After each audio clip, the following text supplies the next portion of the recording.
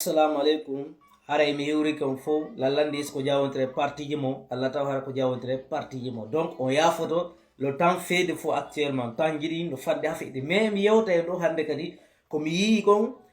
oustage ɓuriya ɓe yewti kamɓe hiɓe wowi déjà yewtugol mais hari wayri seeɗa en anda hari kon waɗi tewri ko probléme ɓe marno masina on mais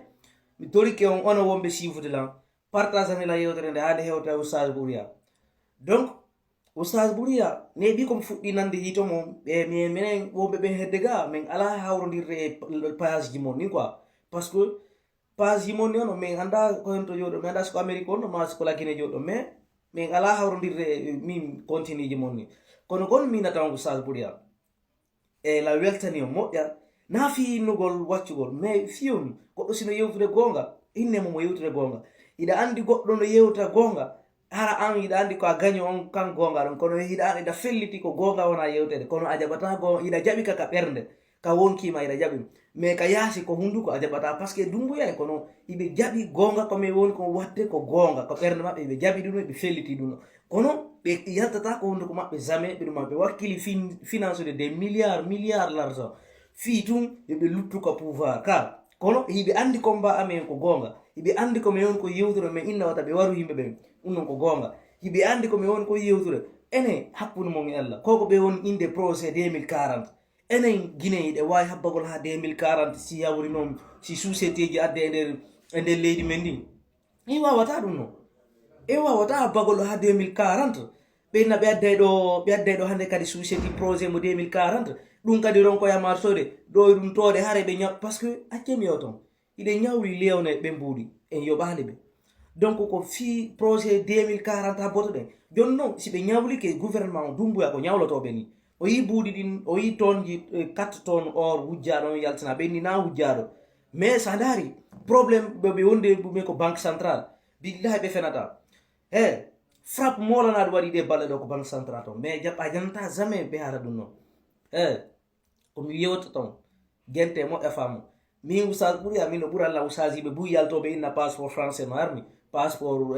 france no armi passeport espagnol no armi donc kamɓe no hara ɓe andi hoore maɓɓe gol mais normalement yiɓe duwa yewtugol na yewtugol tu yaha ko guesaji maɓɓe ma ko ɗumannaji non yewte manna andi onon janguɓe mon ɓe enen onon janguɓe oustaz yiɓe dumbuya naɓata hongoy kaso par ce que hay soɓe naɓi on kaso hara ko kamɓe hersinani na onon de ono hersinaki par ce que si goɗɗo gonnon kersa si goɗɗo toñima goɗɗo toñima hande mi anda la welti moƴƴano si goɗɗo toñima a sukkima kadi hoore konko o toñima ɗon haray a lanama kersa e nder mum ko kanko nanemi korson mais si goɗɗo sokkama tawi o toñu o sokira ɗum ko kanko mari hersa mais si goɗɗo toñama o sokkama o toñima ko ɗen voilà haray ala probléme ko accude allah e ñawɗo mum ay ka kono mi mari komi yettam ɓe mari doctoraɓe wi docteur mamadou bari ɗon oustage alou seni oustage yiɓe ɓe buy makko baɓe maruɓe gandal e imam e tawata wawi guére affaire dina on ɓe ɓuraka e muɗum komin yiɗen mari ɓe janggo doctoraɓe docteur makka en fop eɗen mari mais ɓe yewtata ɗo mi yiya noon oustage alou seni wonde ɓe posta ka page ji maɓɓe ɓe hinna yo gouvernement no doit respecté wol parole maɓɓe ko ɗon ɗum yiyata ɓe mais he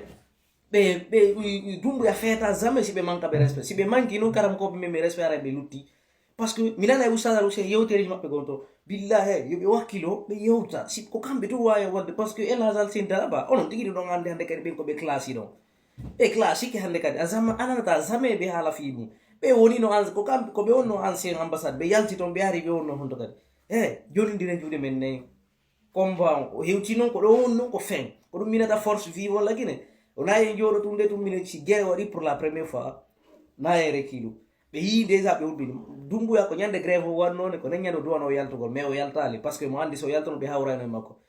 voilà nane citoyen ɓe ɓen no wari lanɗo o arale kadi lanɗo no koye fenade on par ce que o arno o inni ke ni lui ni aucun membre de CNT ni aucun membre de CND ne sera candidat donc o ittani e masque makko on o yii teni on o yetti donc min la respecti hoore an la respecti guinéen fop e fof koye hunde wotere mais si goɗɗo huuɗike yeeso guinéen fof respectade on na wallo ene wotay habbo kadi yinugol projet 2040 ko ha ɗon guiné sortoto e tampere duuɓi capannayyi ɓawa ɗo duuɓi noga kam pardon ɗo e ɗum si guiné inna alhamdoulillahi et pourtant leydi ko ene jeendi wawata marsude ko dadi sen yeeyi ɗon ɓe yahay ɗon ko alpha konde yeeyi ɗon ɓe yahay ɗon ko sékou touré moɓe inni on ko ɗon yeeyi kankadi o yahay ɗon ɗum so ɓe faala ko honto tigire wassalam